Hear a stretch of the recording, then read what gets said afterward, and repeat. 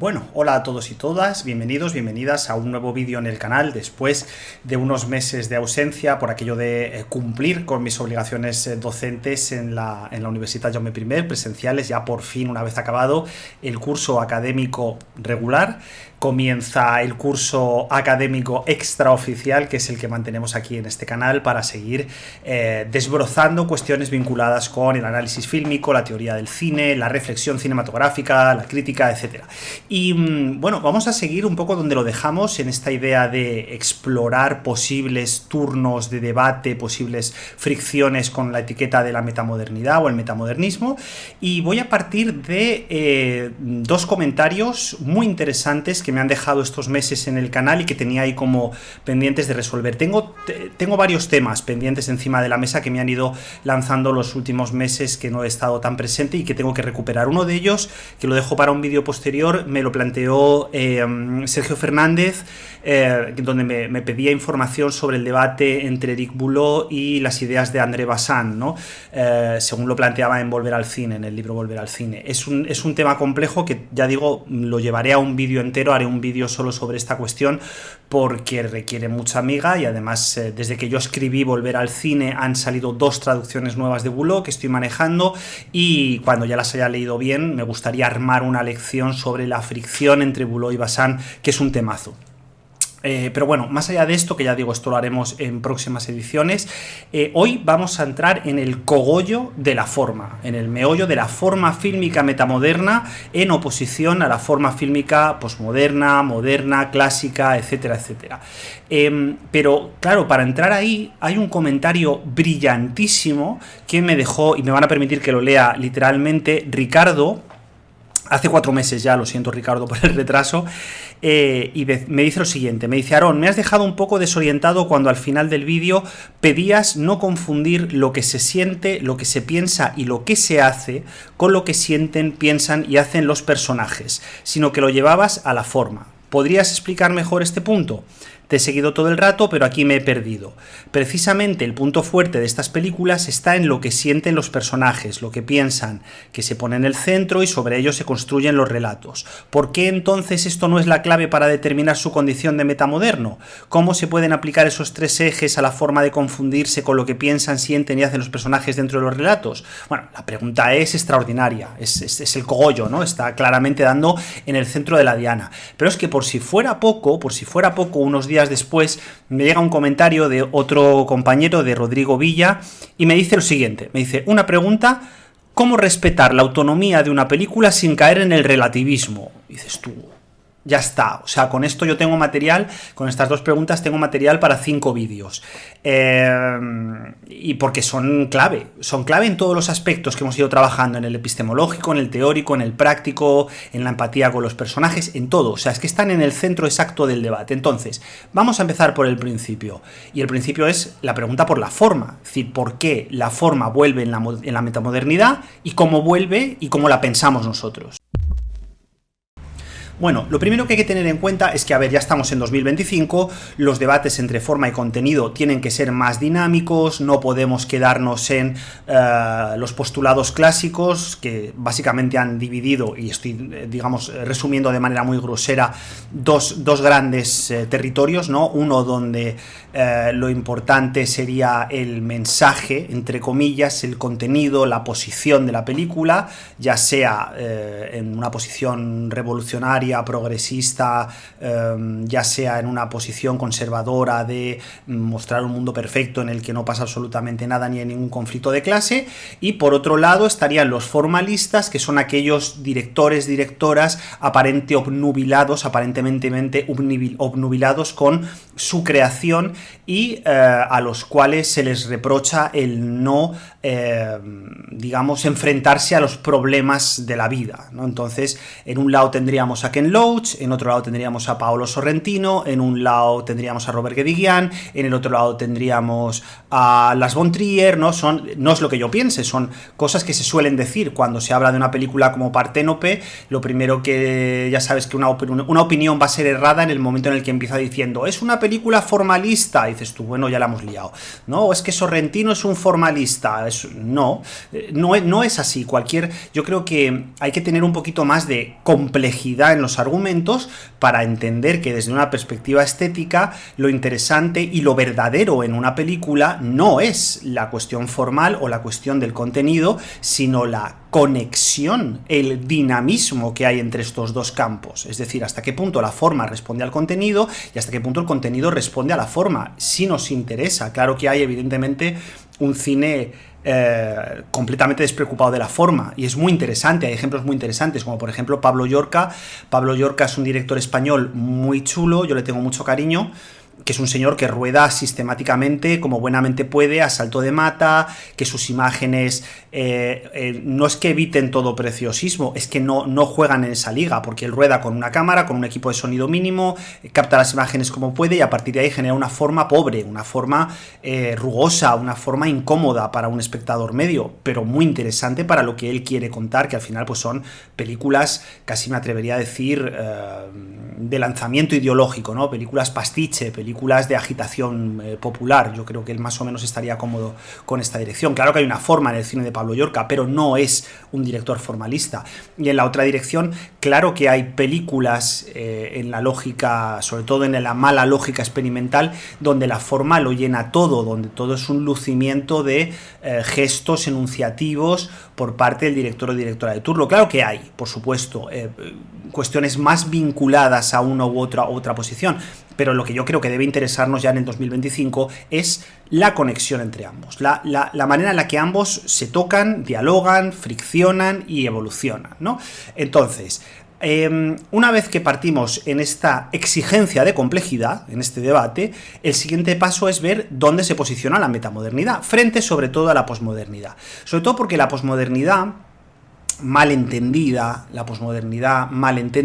había sido un lucimiento exagerado de herramientas formales, por un lado, es decir, por ejemplo, pues directores como Quentin Tarantino, donde el contenido realmente de sus películas o su percepción de lo humano era más bien irrisoria, y donde él era fuerte era en la cita, era en la construcción de universos milimétricamente diseñados a nivel visual. Pues ahí está la potencia visual de Kill Bill, yo creo que es, por ejemplo, es indudable, ¿no? O la potencia visual de Pulp Fiction o de Death Proof son absolutamente indudables, pero son ejercicios que en una lógica de compromiso con la realidad como la que podía tener el cine de la modernidad, pues desde luego ahí no podemos encontrar nada. Y tampoco es importante, porque no es lo que busca Tarantino. No estoy realizando una crítica al cine de Tarantino aquí. Lo mismo se puede decir pues de casos españoles como el de Alex de la Iglesia o como el de Alejandro Amenábar, que son directores que en sus primeras películas, sobre todo, luego habría que ver lo que han hecho después, en sus primeras películas trabajan más como ebanistas de una cierta forma basada pues eso en la cita, en la referencia hollywoodiense. Tesis es un slasher que busca ser un slasher y todas las herramientas formales están al servicio de ese ser un slasher, ¿no? O sea, bien, es lo que hay. La reflexión en todo caso vendría dada en un nivel muy secundario por el acto de mirar, pero ya hay una metaconciencia ahí por parte del espectador o espectadora que le problematiza esas imágenes. Bueno, en fin, bien, pero al final es verdad que hay un desequilibrio. Y luego, si nos vamos al otro lado, también nos vamos dando cuenta que en la posmodernidad hubo muchas posiciones, algunas de ellas todavía lamentablemente a mi juicio muy activas, que vienen en línea directa de una mala digestión de los estudios culturales, no los estudios culturales en sí, sino de una mala digestión,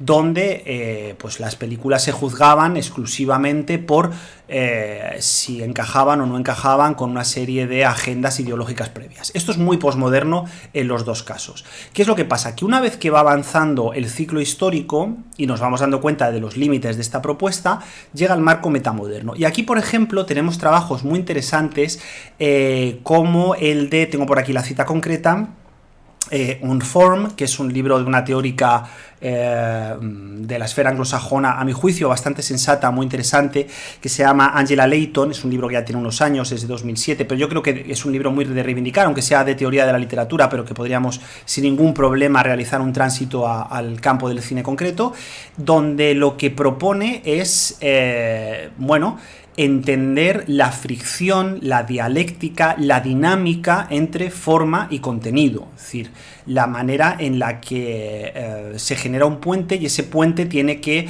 hacerse cargo del fondo de la propuesta. Leo una pequeña cita para que nos hagamos una idea, ¿no? La forma, dice Layton, es un intervalo, un interruptor, es lo que rompe las normas de la representación y obstruye el paso de la cosa al nombre. Ojo, cuidado. Lo que obstruye el paso de la cosa al nombre. Estamos en teoría de la literatura. Y luego, posteriormente, afirma en la página 21 que es aquello que permite escapar de las categorías herméticas del materialismo lógico, por un lado, y de la representación simbólica, por otro. Vale, hasta aquí esto puede parecer un trabalenguas, pero no es ningún trabalenguas. Lo que está planteando Layton aquí es algo así como que, en primer lugar, la forma es lo que garantiza que no hay una traducción exacta entre la realidad y la representación, lo que es una obturación en el mundo de las cosas que nosotros representamos, en la manera en la que nosotros utilizamos el lenguaje, que ahora voy a ir a esto en la segunda parte de la clase de hoy, pero también lo que permite abrir una brecha entre estas dos posiciones, ¿no?, cerradas, herméticas, que veíamos, o bien de un materialismo total del texto, de un acercarse al texto desde normas materialistas cerradas. Cuidado, aquí ya pongo un asterisco nota a pie de página, cuidado porque muchas de las supuestas escuelas de interpretación materialistas que están ahora poniéndose de moda, en realidad esconden unos parámetros metafísicos de mucho cuidado. Es decir, ojo, cuidado, porque estoy viendo últimamente a mucha gente que está defendiendo el materialismo como método de interpretación textual, y en realidad a la que te pones a rascar detrás hay unos postulados metafísicos vinculados con la idea de nación, de España, en fin, de una serie de cosas que dices, cuidado, porque en realidad estás metiendo una metafísica del imperio por detrás de lo que presumes que es materialismo, que esto, ya digo, habría mucho que discutir, o no tanto, porque es algo obvio que, en fin, a la que sales un poco de los círculos donde se manejan estas ideas, cae de su propio peso. Y luego, por otro lado, evidentemente, la forma también es la que, y ahora vamos aquí a una cuestión muy chula, la forma es la que impide el pretender que las películas son construcciones simbólicas. Es decir, que una película o un libro o un cuadro simplemente es un conjunto de símbolos al cual el hermeneuta, el analista, el espectador o espectadora de turno llega y los coge y puede llevarlos a donde les dé la gana. Es decir, puede disparar un idealismo demencial donde la película acaba tan deformada que no sigue a lo que realmente hay en la pantalla, sino a la que la persona en cuestión quiere. Luego aquí ya vamos a poder empezar a responder a la primera pregunta que ya decía, súper interesante, que me formulaba Rodrigo, ¿no? ¿Cómo respetar la autonomía de una película sin caer en el relativismo? Bueno, pues vamos a traer al protagonista de la clase de hoy y de alguna otra más que va a tener que venir, porque hoy no vamos a poder agotar esta cuestión, que es, por supuesto, Jean Mitry. Jean Mitry es la brújula con la que se tienen que pensar estas cuestiones, porque está todo en su obra magna, que es la estética y psicología del cine. Entonces, claro, ¿qué es lo que pasa? La lógica metamoderna de pensar la forma, en realidad, es el tomarse con seriedad lo que ya había escrito Mitry en los años 60 en su propuesta de estética cinematográfica. Es simplemente volver a Mitry. Nosotros lo tenemos mucho más fácil que otras disciplinas, porque para entender bien las películas desde una lógica metamoderna, lo primero que habría que hacer, aunque resulte paradójico, no es leerse solamente a los metamodernos, sino sobre todo leerse a Mitry. Pero si es que el problema que hemos tenido, uno de los problemas que hemos tenido en nuestra disciplina, desde el neoformalismo de Borwell hasta los excesos del postestructuralismo, ha sido precisamente no volver a Mitry. Siendo Mitry, ya digo, un teórico que han pasado muchos años desde que publicó su libro, que algunas de sus opiniones ya han quedado desfasadas y que luego pues muchos de sus discípulos no han sido quizá lo precisos que hubiéramos querido, ¿no? Entonces, claro, ¿qué es lo que pasa con Mitry? Bueno, Mitry ya en plenos años 60 lo tiene súper claro. Voy a dar, como hago siempre, los datos, ¿no? ¿Qué voy a utilizar en esta lección y en la siguiente o siguientes para desbrozar bien esta cuestión? La edición en castellano Estética y psicología del cine, son 2 tomos. El primero es las estructuras. Hoy voy a centrarme solamente en las primeras 100 páginas de las estructuras. El segundo es las formas, lo cual ya da una pista de por dónde van los tiros. Hoy vamos a empezar desbrozando lo más básico. Traducción importante, pero está muy bien, además la traducción es preciosa. Traducción de René Palacios, edición de... Yo manejo... la primera edición en castellano, la quinta edición en castellano, que es la del 99, la primera es la del 78. Y por si queréis saber en qué año se publica esto se publica en 1963. Y ya digo, en 1963, Jan Mitry nos propone una serie de ideas sobre la forma y la relación con la autonomía de la película y como una especie de bloqueo de lo que posteriormente será el relativismo a partir de la estética, que son absolutamente fundamentales y que van a responder a esta pregunta que nos hacía Ricardo también de, claro, cómo separamos lo que sienten, hacen y piensan los personajes de lo que realmente está dentro de la película. Vamos a por ello. Bien, la primera idea que tenemos que tener en cuenta cuando empezamos a trabajar el sistema de Mitry es que hay un contexto del cual hoy no me voy a ocupar. Si os interesa, no tengo ningún problema en hacer una clase sobre cuál es el contexto en el que surge este libro, cómo se relaciona con escuelas anteriores como Bergson, por ejemplo, al que cita mucho, como Merleau-Ponty, pero yo creo que hay que ir al cogollo, vamos a donde está el centro de la cuestión. Decía... hay como una idea principal que atraviesa de punta a punta y se va manteniendo estos 2 tomos magníficos de puro análisis y teoría cinematográfica pata negra. La idea básica, además esto es muy curioso porque fue la pregunta que les cayó a mis pobres alumnos de comunicación audiovisual de narrativa justo este semestre, ¿no? Sería la siguiente: toda película es autónoma. Es decir, toda película se da a sí misma una serie de leyes, de maneras de expresar, de maneras de seguir sus procesos de significación y de ser, vamos a decir, siguiendo un poco a Eco, leída. Es decir, nos da como una especie de manual de instrucciones. Cada película se da a sí misma y por lo tanto nos da a nosotros como espectadores una serie de normas de lectura que son autónomas. Autónomas cuando, ojo, cuidado, porque esto no lo hacen todas las películas, cuando una película es válida. Y aquí hay una idea súper interesante, porque Mitry empieza haciendo una división que es brillantísima entre 2 polos, entre lo que serían las leyes cinematográficas y las normas cinematográficas aplicadas de manera autónoma. Dicho de manera muy rápida, una ley solamente tiene sentido en el cine para ver si estamos hablando de un estilo, si estamos hablando de una escuela, si estamos hablando de una escritura cerrada. Por ejemplo, un cierto uso de la iluminación o de la dirección de la fotografía, donde se utiliza un blanco y negro muy contrastado, donde se marca mucho las líneas en pantalla, las diagonales, generando mucha tensión, donde los espacios son fotografiados e iluminados para generar una cierta presión psicológica. Claro, todo esto son rasgos que nos permiten saber si una película es o no es expresionista, ¿no? Por poner un ejemplo. Pero claro, el expresionismo cinematográfico es una escuela, y como es una escuela, arrastra una serie de leyes.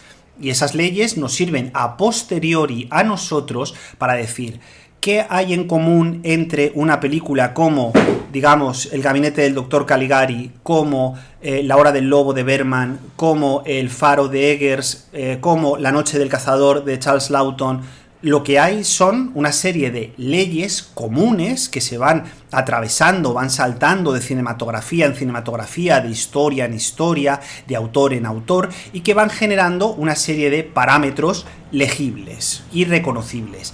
Pero eso en sí mismo no es garantía de nada para la película. Es decir, ¿cuántas películas mediocres se han filmado buscando una óptica expresionista, una pátina visual expresionista, un estilo expresionista? ¡Buah! Cajones y cajones y cajones.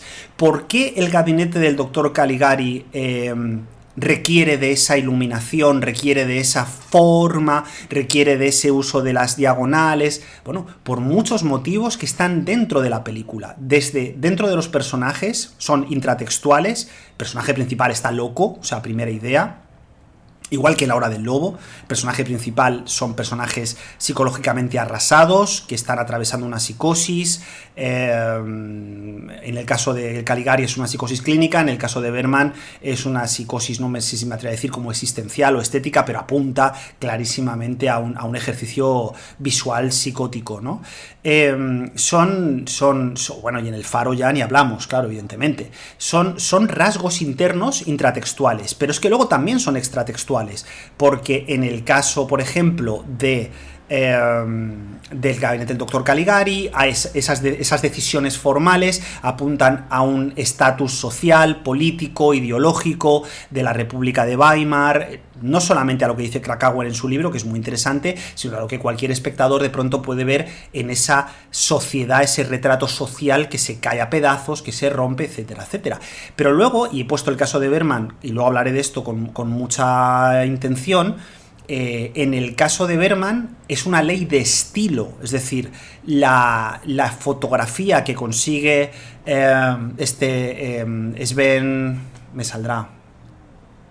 Sven Nykvist en La Hora del Lobo es una fotografía que responde a un tratamiento del primer plano muy típico de Bergman, a un tratamiento del espacio, en este caso la isla de Faro, muy típico de Bergman, y a cuestiones que tienen que ver no solamente con el expresionismo, sino a sus propias, podríamos decir, leyes como autor. Estas películas tienen un aire de familia porque tienen unas leyes reconocibles, pero si nosotros cogiéramos la forma de La Hora del Lobo y la metiéramos a martillazos en otra película completamente diferente, que contara otras cosas, que tuviera otros personajes, que estuviera rodada en otro lugar, en un terreno urbano, probablemente no funcionaría, ¿no? Probablemente no funcionaría. Y aquí me permito otro asterisco, nota a pie de página.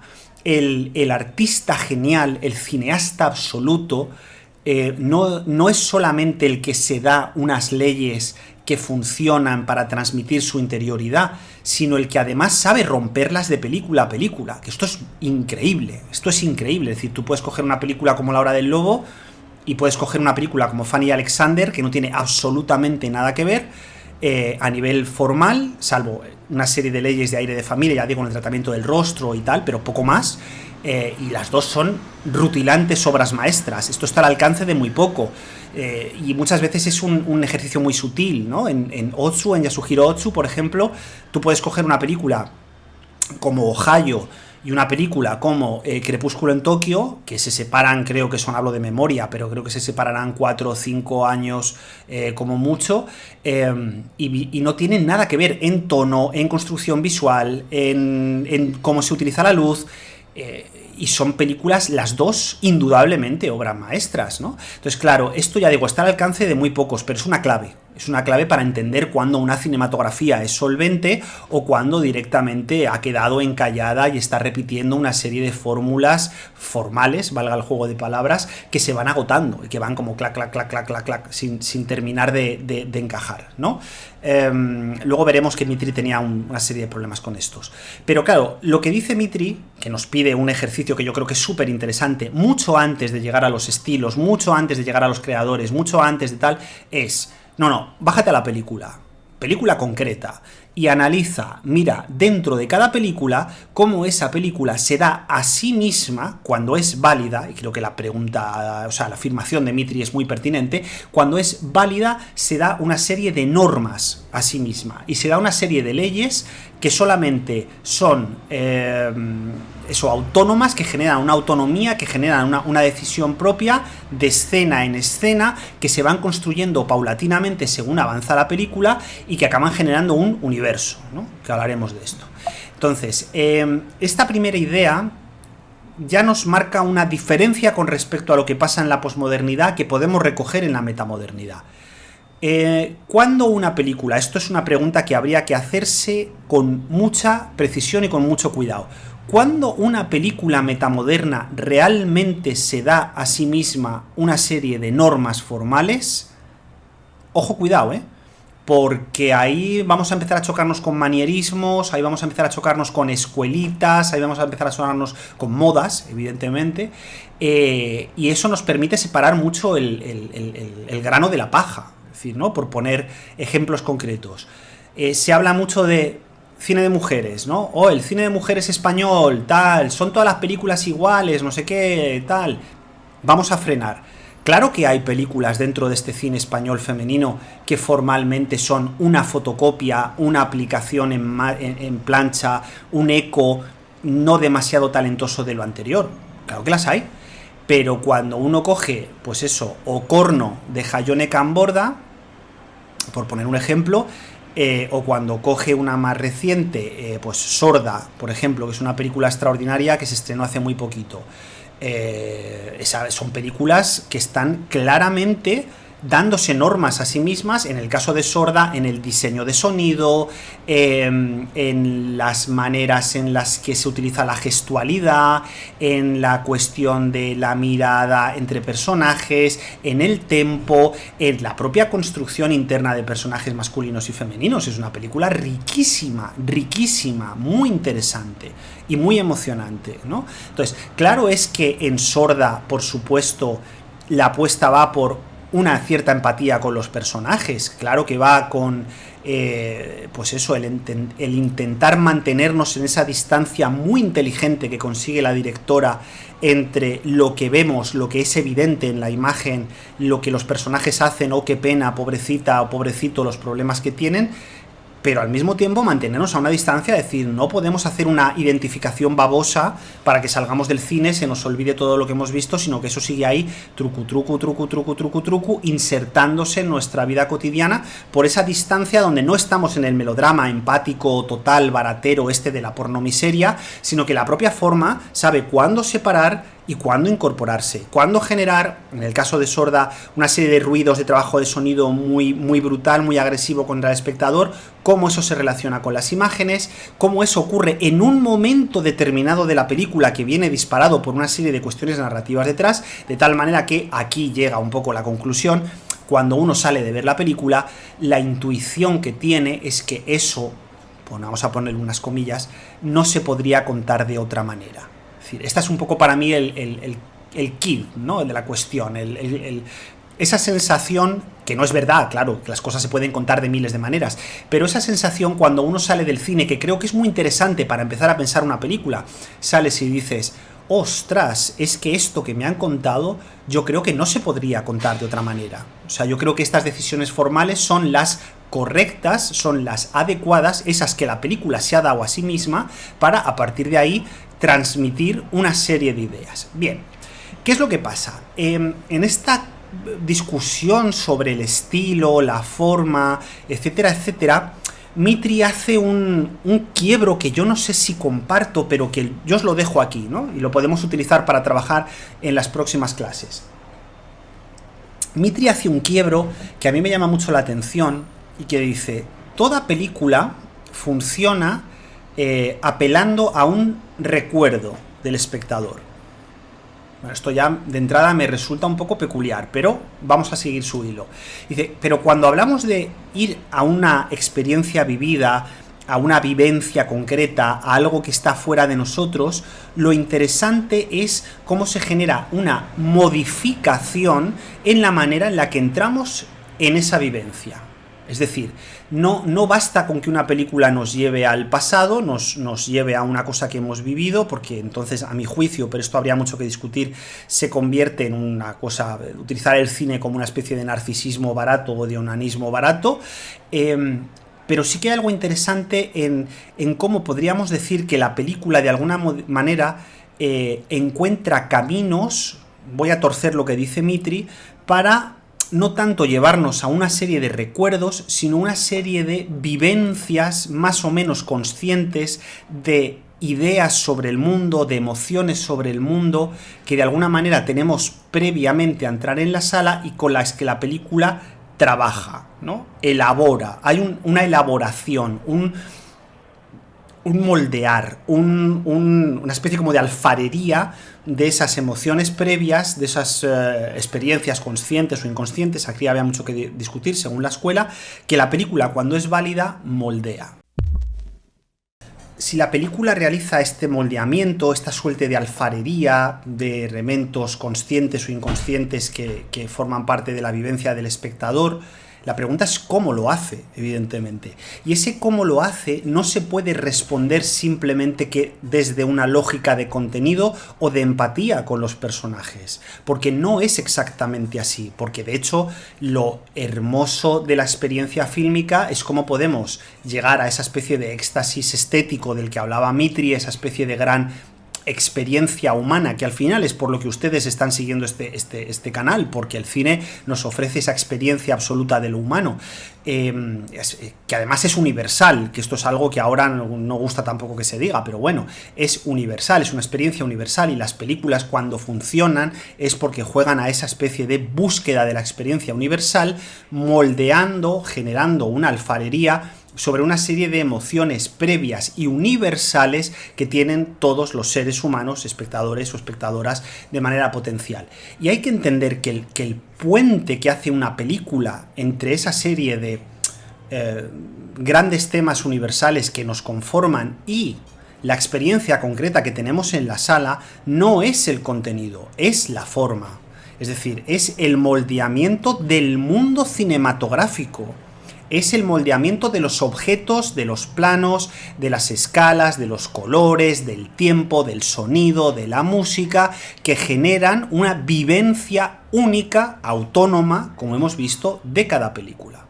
Esto es que es clave, porque Mitri lo dice de manera, yo creo que muy bonita.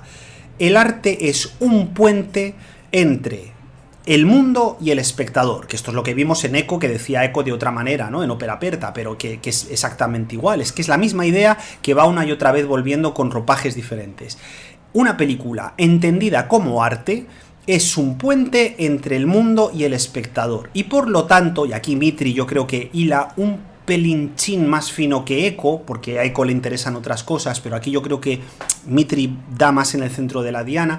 Ese puente tiene como 3 carriles. Esos 3 carriles hay que recorrerlos película a película. Y son, por un lado, primero, una película es un elemento social.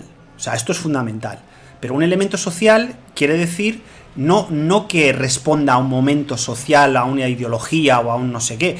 Quiere decir que una película no tiene que explicar nada. No tiene que dar explicaciones de sí misma. No tiene que justificarse. Simplemente está inserta en un tejido social. Y lleva huellas de ese tejido social, arrastra cosas de ese tejido social.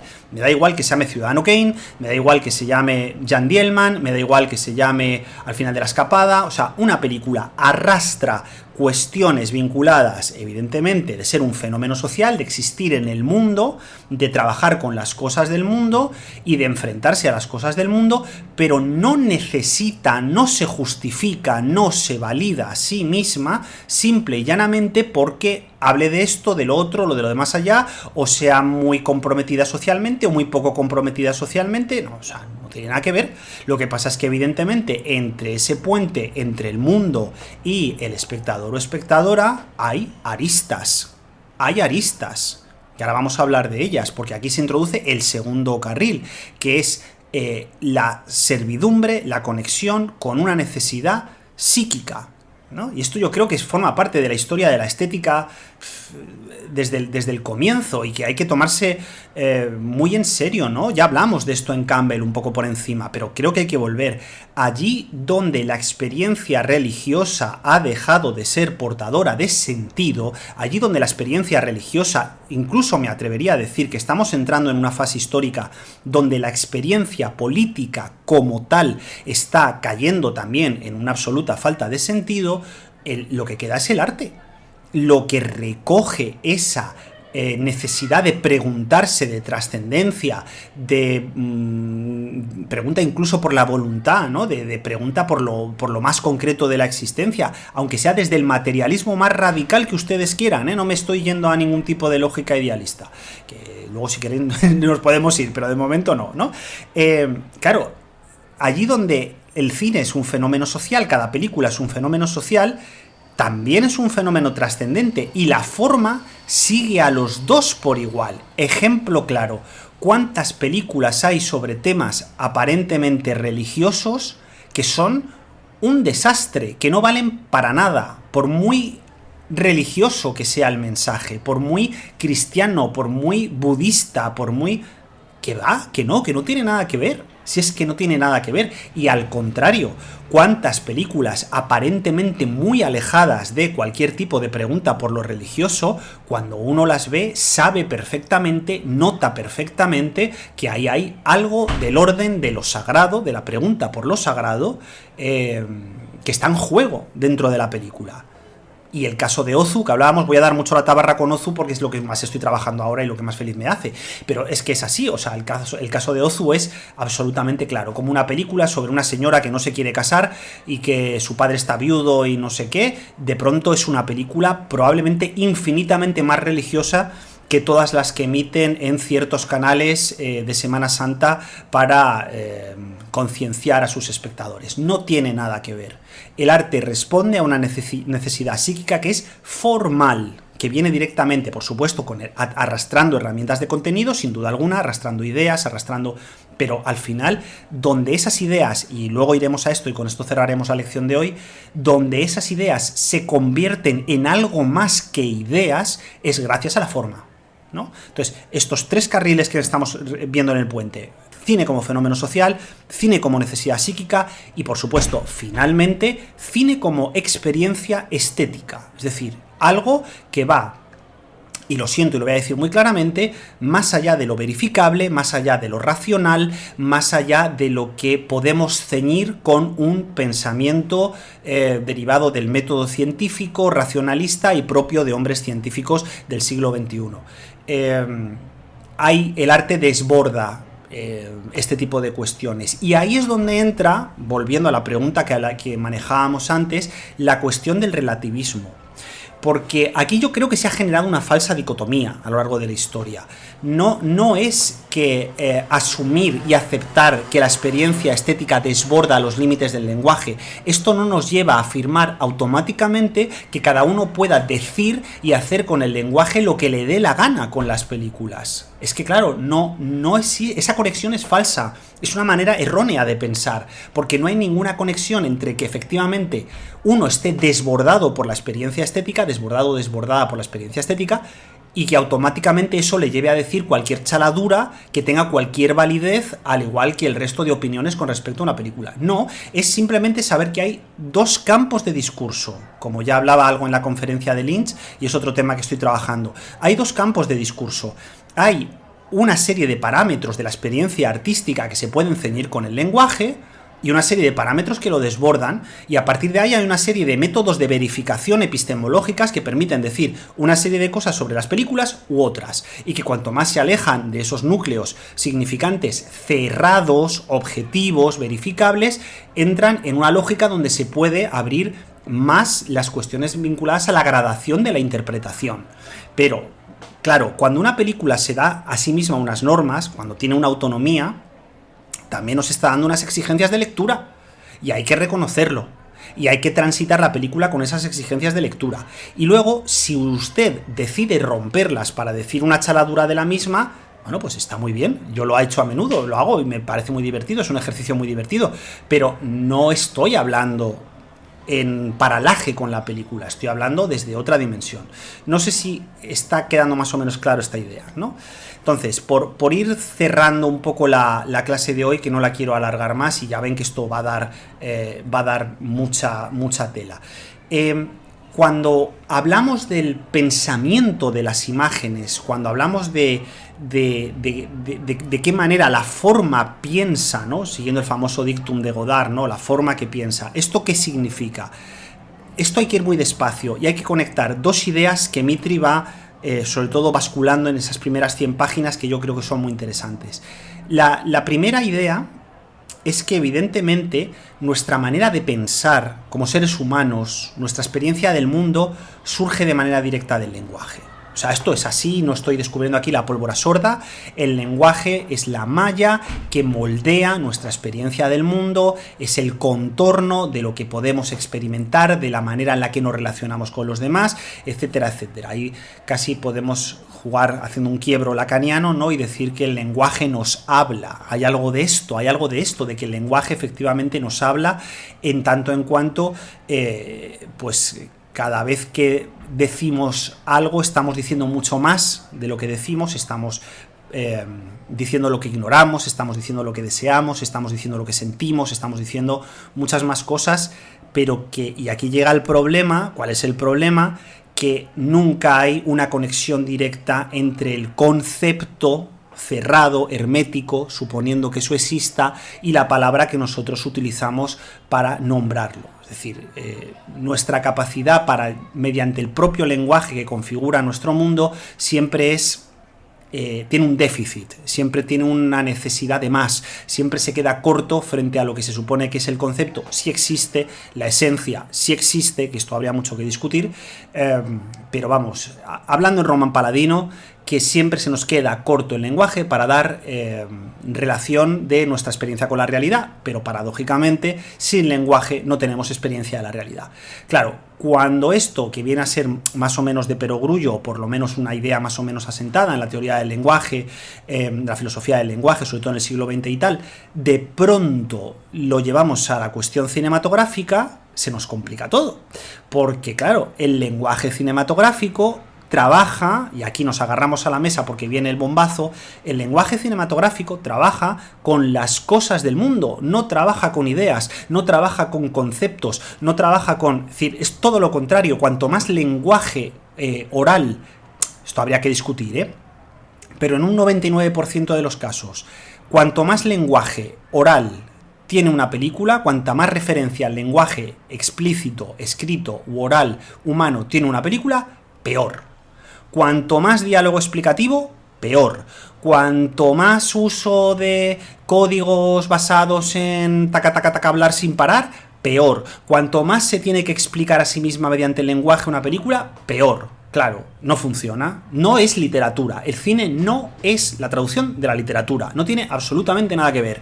Es otra cosa. Funciona de otra manera. Claro, ¿cómo funciona? Funciona con objetos. Funciona con lo que está delante de la cámara, funciona con la tetera de Ozu, el tablero de ajedrez de Berman, los filetes que empana Jan Dielman.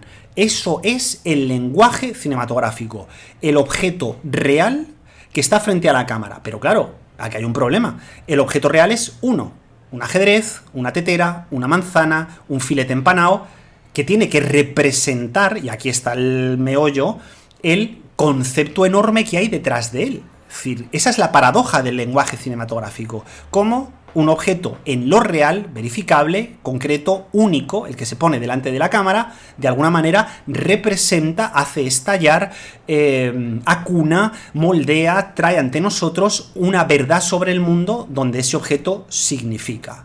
Y aquí dices tú, madre del amor, ¿cómo hace esto? Con la forma. Lo hace con la forma, con la pregunta de cómo está rodado ese objeto. Pero vamos a complicarlo todavía más. No solamente con cómo está rodado ese objeto, sino con cómo es la relación estructural. Y esta es la frase clave, esta es la expresión clave. Cómo es la relación estructural de ese objeto, de ese concepto, con todos los demás. Es decir, el cine funciona de una manera relacional, de una manera de conexión entre objetos, miradas, planos. Es decir, cómo está una tetera en un plano de Ozu no es solamente cuál es esa tetera, o la manzana, la famosa manzana de Primavera Tardía, que es uno de los momentos más hermosos de la historia del cine, ¿no? Esa manzana no es solamente esa manzana es cómo está filmada, en qué escala de plano está, si está mirada desde los ojos del protagonista o no, cómo la luz se derrama sobre ella, cómo el filo del cuchillo la corta de una manera o de otra, y a partir de ahí ese objeto genera una serie de posibles significados cerrados por la forma, transmitidos por la forma, que en primer lugar se representan a sí mismos, son lo que son, y luego ya posteriormente saltan a lo universal. Saltan a lo que hay en el juego, en la escena de Ozu, que es el paso del tiempo, la soledad, la tristeza, etcétera, etcétera. Pero la manzana es una manzana, no es el paso del tiempo, no es la soledad. La manzana es una manzana. La forma, la estructura relacional que genera ese universo fílmico, desde el color hasta la posición en plano, hasta la duración del plano, es lo que realmente potencia de manera absoluta la lectura que nosotros podemos hacer de ella, y también los límites de la misma. evidentemente, también los límites de la misma. No es, por poner un ejemplo un poco sardónico, pero creo que se explica muy bien, la manzana de Ozu no es la misma manzana que roba la protagonista de King Kong cuando está a punto de morir de hambre al principio de la película y que luego le lleva a toda esta aventura posterior. Bueno, creo que ha quedado más o menos claro. Entonces, un poco para cerrar la clase de hoy, lo que quería proponer es que la forma fílmica y su lógico retorno en la metamodernidad se tiene que leer desde ahí, desde una recuperación desde los excesos posmodernos para volver a entenderlo como la vía regia, como la gran